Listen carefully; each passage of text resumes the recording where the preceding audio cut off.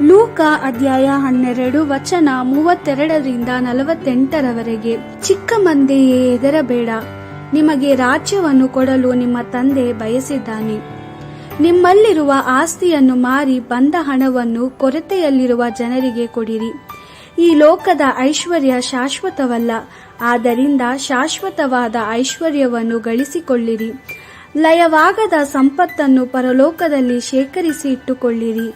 ಆ ಭಂಡಾರವನ್ನು ಕಳ್ಳರು ಕದಿಯಲಾಗುವುದಿಲ್ಲ ಮತ್ತು ಹುಳಗಳು ನಾಶ ಮಾಡಲಾಗುವುದಿಲ್ಲ. ನಿಮ್ಮ ಭಂಡಾರ ಎಲ್ಲಿದೆಯೋ ಅಲ್ಲಿಯೇ ನಿಮ್ಮ ಹೃದಯವೂ ಇರುತ್ತದೆ. ಉಡುಪನ್ನು ಧರಿಸಿಕೊಂಡು ಪೂರ್ಣ ಸಿದ್ಧರಾಗಿರಿ. ನಿಮ್ಮ ದೀಪಗಳು ಉರಿಯುತ್ತಿರಲಿ. ಮದುವೆಯ ಔತಣದಿಂದ ಮನೆಗೆ ಮರಳಿ ಬರುವ ಯಜಮಾನನನ್ನು ಎದುರು ನೋಡುತ್ತಿರುವ ಸೇವಕರಂತಿರಿ. ಯಜಮಾನನು ಬಂದು ಬಾಗಿಲನ್ನು ತಟ್ಟಿದಾಗ ಸೇವಕರು ಬಾಗಿಲನ್ನು ತೆರೆಯುತ್ತಾರೆ. ಆ ಸೇವಕರೇ ಧನ್ಯರು, ಏಕೆಂದರೆ ಅವರು ಸಿದ್ಧರಾಗಿದ್ದು ತನಗೋಸ್ಕರ ಕಾಯುತ್ತಿದ್ದದನ್ನು ಯಜಮಾನನು ನೋಡುತ್ತಾನೆ. ನಾನು ನಿಮಗೆ ಸತ್ಯವಾಗಿ ಹೇಳುವುದೇನೆಂದರೆ, ಆಗ ಯಜಮಾನನು ತಾನೇ ಸೇವಕರ ಉಡುಪನ್ನು ಧರಿಸಿಕೊಂಡು ಆ ಸೇವಕರನ್ನು ಕುಳ್ಳಿರಿಸಿ ಅವರಿಗೆ ಊಟ ಬಡಿಸುತ್ತಾನೆ.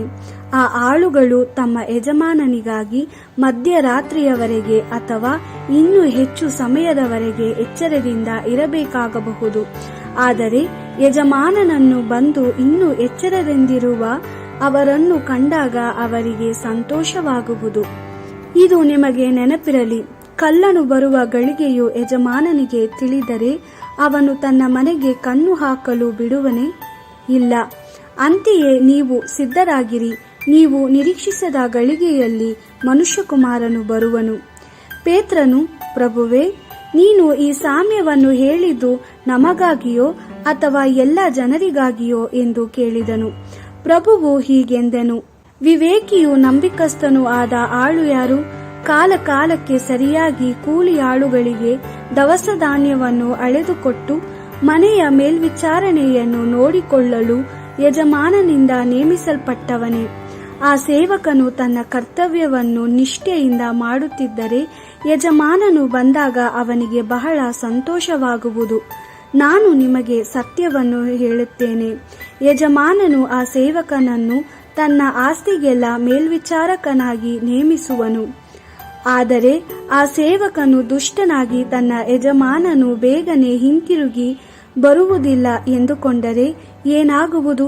ಆ ಸೇವಕನು ಯಜಮಾನನ ಇತರ ದಾಸದಾಸಿಯರನ್ನು ಹೊಡೆಯುವುದಕ್ಕೂ ತಿಂದು ಕುಡಿದು ಮತ್ತನಾಗುವುದಕ್ಕೂ ತೊಡಗುವನು. ಬಳಿಕ ಅವನು ನಿರೀಕ್ಷಿಸಿಲ್ಲದ ಗಳಿಗೆಯಲ್ಲಿ ಯಜಮಾನನು ಬಂದು ಅವನನ್ನು ದಂಡಿಸಿ ಅಪನಂಬಿಕಸ್ಥರಿರುವ ಸ್ಥಳಕ್ಕೆ ದಬ್ಬುವನು. ತನ್ನ ಯಜಮಾನನು ತನ್ನಿಂದ ಏನು ಅಪೇಕ್ಷಿಸುತ್ತಾನೆ ಎಂಬುದು ಆ ಸೇವಕನಿಗೆ ಗೊತ್ತಿತ್ತು.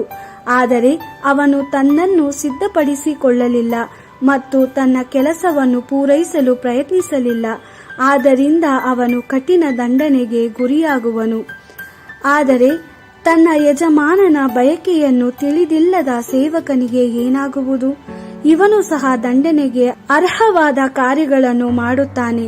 ಆದರೆ ತನ್ನ ಕರ್ತವ್ಯವನ್ನು ತಿಳಿದಿದ್ದರೂ ಮಾಡದೆ ಹೋದ ಸೇವಕನಿಗಿಂತ ಇವನಿಗೆ ಕಡಿಮೆ ದಂಡನೆ ಆಗುವುದು.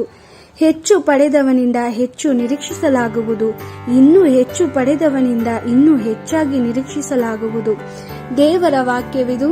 ದೇವರಿಗೆ ಕೃತಜ್ಞತೆ ಸಲ್ಲಲಿ.